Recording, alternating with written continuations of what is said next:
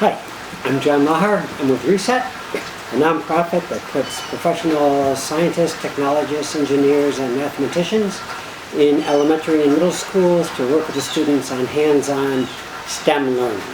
Our goal is to get the kids excited about that learning and perhaps to pursue education and careers in those fields. This is one in a series of our hashtag Reset Tuesday sessions intended for adults to lead children at home. This was filmed during the coronavirus pandemic using objects commonly found around the household. So we're going to look a little bit at structures today, such as are used in buildings and bridges, and structural beams and columns that are used to support weight. And what we need are mini marshmallows, toothpicks, and napkins. So we start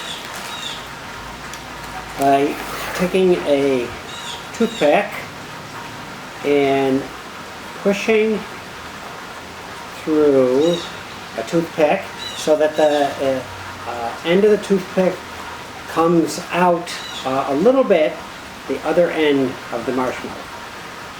So this is going to be our basic structural member. Looks like a barbell.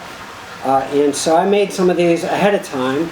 So what I'm going to do is take this one and connect them, going with, let's call these toothpick beams, going through the other way to make a rectangle. Again, push the toothpick so it goes through the marshmallow, a little bit come out on the other side. So you make a square, looks like that. And then I'm going to take toothpicks and put them as vertical members or columns through the marshmallows that are on the square of the base. We'll put one in each of the four corners through a marshmallow. Again, penetrating the marshmallow, coming a little bit out the other side. Now I'm going to put marshmallows on the top of these four. So what we're making here is a cube with a horizontal beams in the vertical columns, like you might find in a building structure. And then we're going to connect the top to make the cube.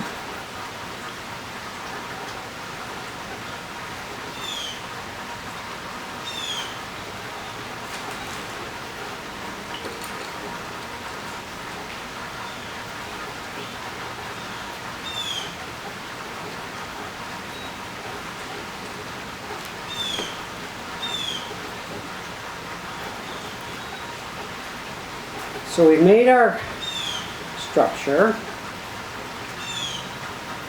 and now we want to see how much weight will this structure support. Just making sure the members are straight.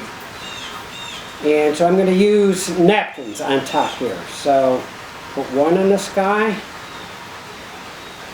two on this guy, 3, 4, starting to collapse, 5, and it collapsed with 5. Okay. I'm going to take this one that I made earlier, and I'm going to put a structural member diagonally so that you have the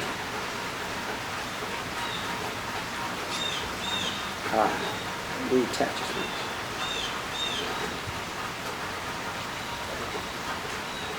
So you have on each side you have a square with a diagonal member going across.